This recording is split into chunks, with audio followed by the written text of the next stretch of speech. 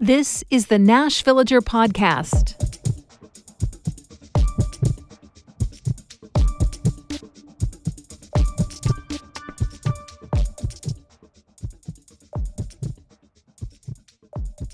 It's July 24th, 2026. This week, we've been getting a little bit of a reprieve from the heat in Middle Tennessee. But for several years in the 1930s, this day each year was one when various towns and cities in the U.S. set all-time heat records. On this day, in 1934, Milwaukee and Detroit both hit 105. In 1936, Alton, Kansas boiled at 121 degrees, and Minden, Nebraska got up to 118. That was, of course, during the time that communities farther south experienced the Dust Bowl. Their temperatures were sky high, too, and accompanied by an intense drought. Areas where rampant over-farming had removed native grasses on a massive scale were absolutely ravaged by the lack of rain and unrelenting heat. The crops withered and died. The parched soil literally blew away. 300,000 people from those farming communities in places like Oklahoma and Texas decided they simply could not survive on their farms anymore. And so the Dust Bowl resulted in a tremendous migration. California saw a huge influx of new residents. Tens of thousands resettled in the Golden State's agricultural zones. 100,000 moved into Los Angeles. To take them in meant a sudden need for more homes, more schools, more capacity for offering services. California communities needed to expand quickly. There were culture clashes and new kinds of labor disputes. The political balance changed. And in some ways, the version of California we think of today was born. I'm Nina Cardona, and this is your daily digest of what's happening around Middle Tennessee with context and backstory from Nashville Public Radio, WPLN News. The Dust Bowl was to California as a whole slew of things are to Nashville. We can't point to any one thing to explain the tremendous migration to Middle Tennessee that's happened over the past 10 or 15 years, but it's definitely happened. It's still happening. And the ripple effects can be seen all over the place. The most obvious is what's going on with the housing supply. A recent study from the Urban Institute found that over the last 5 years, Nashville has built more housing units in the urban core than any other city in the nation. It feels like there's a new hotel going up on every block downtown, but some of those towers are apartments. Not to mention all the so-called luxury apartment buildings that now line the major pikes as they reach out from downtown into the rest of the county. The report says those all add up to more than 24,000 units. And yet, they aren't enough. Over the next decade, we'll need an estimated 20,000 more to be on track for handling the continued influx of residents. The ever-increasing demand is a factor in the ever-increasing sale price of houses here. Data from the Greater Nashville Realtors Association shows the median price for a single-family home has been at $500,000 and climbing for several months now. That's great if you're selling. Although, if you're hoping to move to another home in the area, the house you're buying is going to cost that much more too, so it can be a wash. And those prices make it that much harder to afford making the initial leap into home ownership. Things are more affordable in some of the counties surrounding Nashville. In fact, a Wallet Hub analysis recently ranked Murfreesboro as the 10th best city in the country for first-time homebuyers. But if anything, it seems like those disparities in pricing and available housing stock only intensify the stratification and cultural separation between communities. Now, there are other factors affecting housing, of course. We've been talking for a long time about the impact of short-term rentals. And on the other hand, Metro recently passed some zoning changes that are meant to open the door to more affordable units. Plus, there's all the apartments and condos of various price points that we expect to see built on the East Bank as that is redeveloped. But constant and continued growth is probably the biggest pressure on our housing stock here. And it can be easy to overlook how differently things are playing out in other parts of Tennessee. Growth has slowed to a relative crawl in much of West Tennessee, despite aggressive courting of economic development projects that should have created new jobs and drawn new residents. The biggest one, Ford's Blue Oval City, is years behind schedule and still won't need to hire workers for at least another 2 years or so, which means the communities there that were banking on a new influx of money and people are left waiting, wondering when the payday will come. And that's emblematic of national trends that suggest places like Middle Tennessee shouldn't just assume that our pace of growth is just going to keep chugging along at the same rate.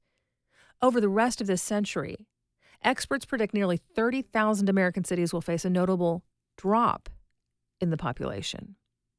Immigration has slowed down, and so have birth rates. There's also less motivation for people to move from the place where they are. There's been a shift towards remote work, which means folks can stay put when they get a new job. And as AI expands, job displacement is expected to increase. So where does all of that leave us? Well, we do have to have more housing in Nashville to make the various equations work, but we also need to plan our growth with an expectation that it will slow, and that whatever we are building now will set a lasting tone for the coming decades. In just a few minutes, playing baseball by ear. That's coming up after the newscast.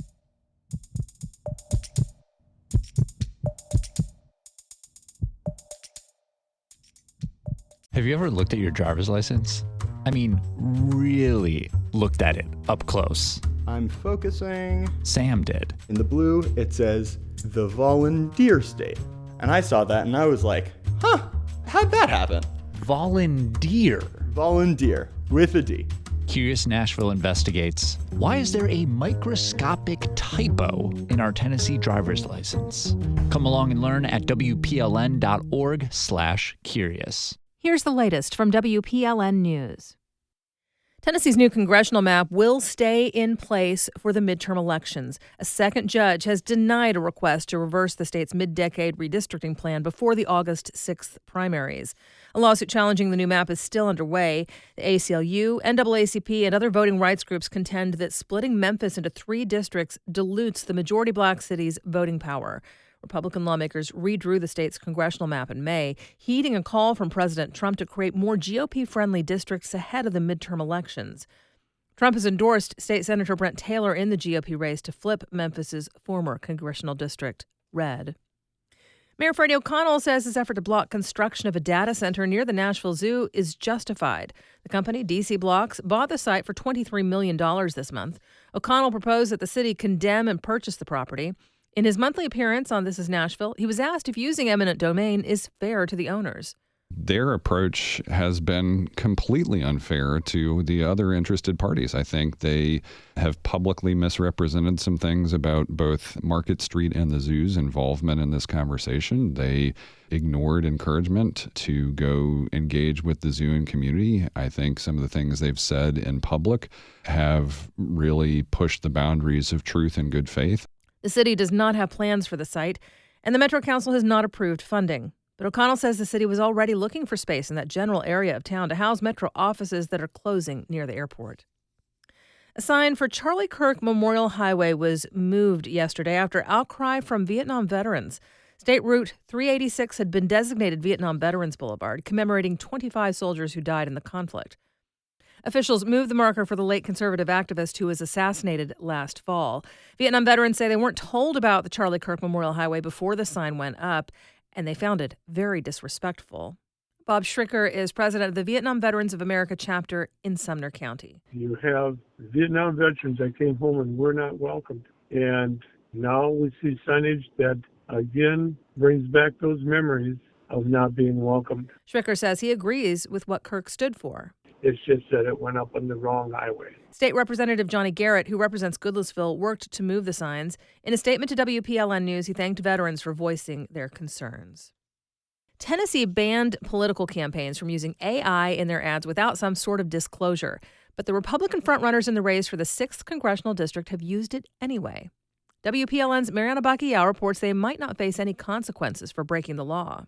Tennessee Representative Johnny Garrett and former U.S. Representative Van Hillary both used AI in recent campaign ads without making it clear to voters that the footage was not real.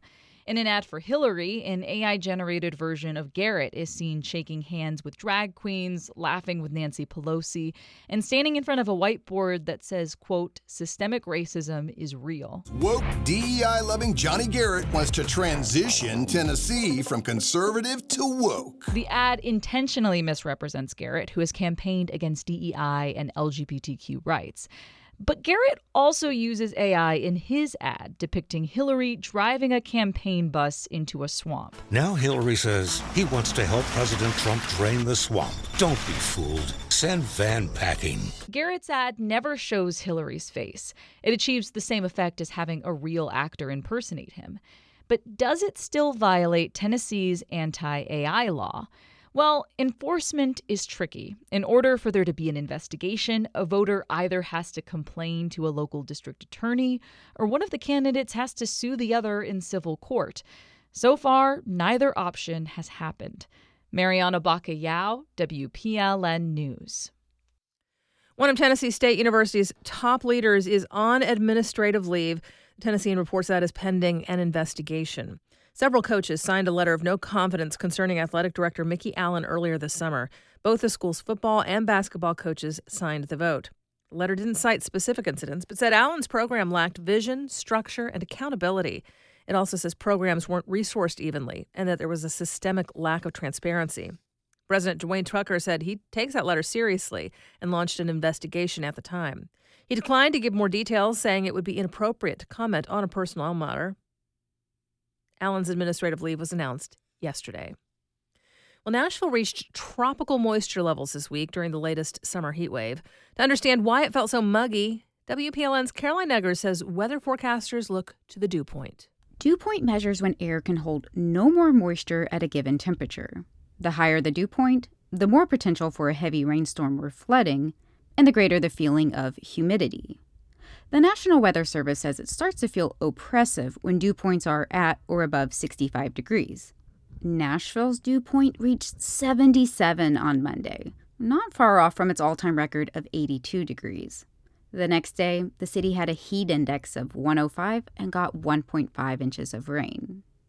Dew points climbed higher elsewhere in Middle Tennessee.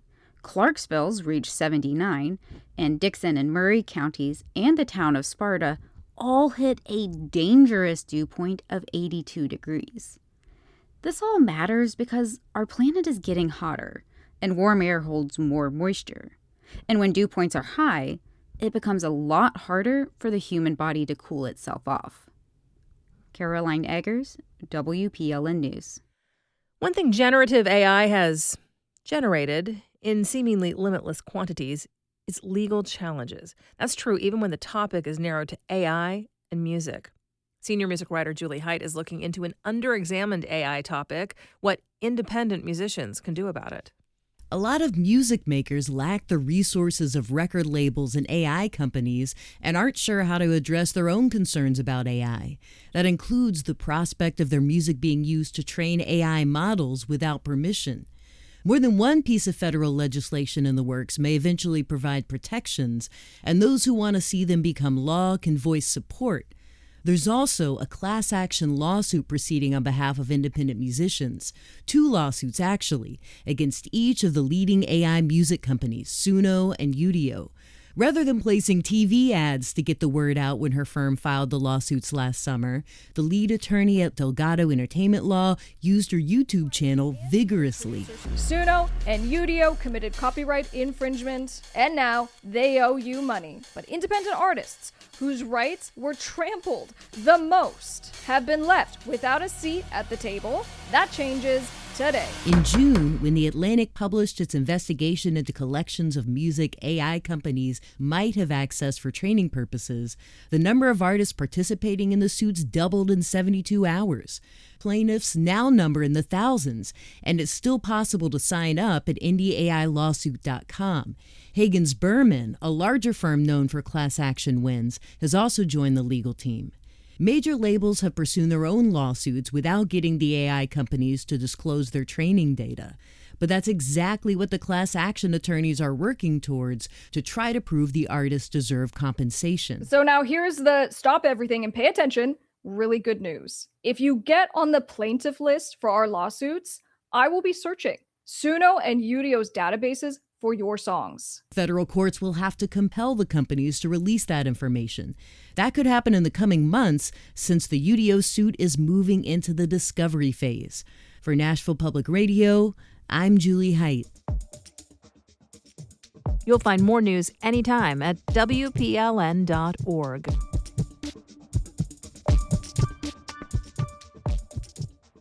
Conjure the sounds of summer, the sizzle of burgers, a splash in the pool, the buzz of mosquitoes.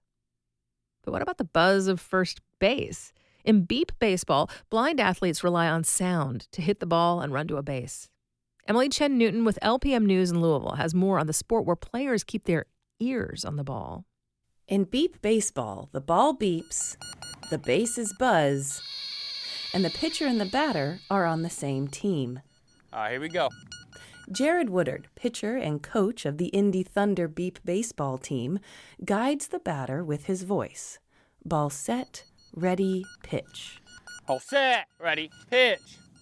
Hey, there you go. There you go. So good swing, but did you notice the ball went past you before you swung?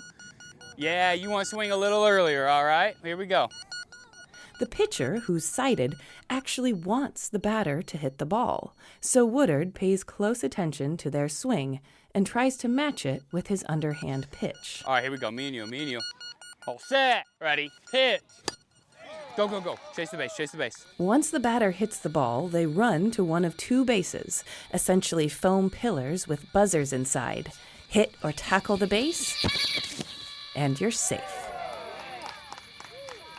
It's up to the fielders to catch the ball before the player makes it to the base by listening to the beeping ball in the air. Two spotters who are sighted help by calling out a single number corresponding to part of the field. Woodard says spotters use different inflections, almost singing, to indicate how the ball is traveling. 2 is like hard hit, coming fast, or 2. Some people, that's for like short drawn out where you know to go in. And so the whole point of only one number is they can't be like 4, 3, 3, 1, left, right, left, right. It's more so about it's still on the player to find the ball. Woodard grew up learning the game from his father, who's blind. He says beep ball requires players with and without vision to work together. You're a part of it. You're not providing visual guidance after a play, and there's just blind or visually impaired players playing. You're all playing together on the same team. And they help each other off the field as well. Woodard taught one of his players, Joe Talby, how to use the familiar white cane when Talby first started losing his sight. He gave me some of my independence back, you know. I've truly met the best people in life, I believe, through beep ball. Talby and the team came here to share the game with newcomers. So after their demonstration, it's time for rookies to step up to the plate. Israel Caceres, now 38, lost his sight when he was 6. All set, ready, hit. First he swung a little low, but with some coaching. On the third swing where I actually did connect with the ball, I was just thrilled. I didn't know what to do. I took off running, I took the bat with me. Joel Talby's been playing beep ball for 5 years, but he still says, as a person with vision loss, nothing quite compares to the feeling of running freely to a base 100 feet away. But he stops himself. There is something better. My 2-year-old saw me up at the plate, and I hit the ball and made it to third base safely. And he ran up to me saying, "Congrats, Dad. I'm so proud of you." That really did it for me. I don't think I'll have any better moment this year than that right there. I'm Emily Chen Newton in Louisville.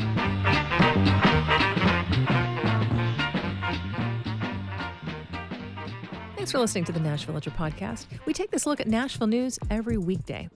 If you like it, go ahead and subscribe on your favorite podcasting app and tell a friend or give us a mention on your socials. It really helps get the word out.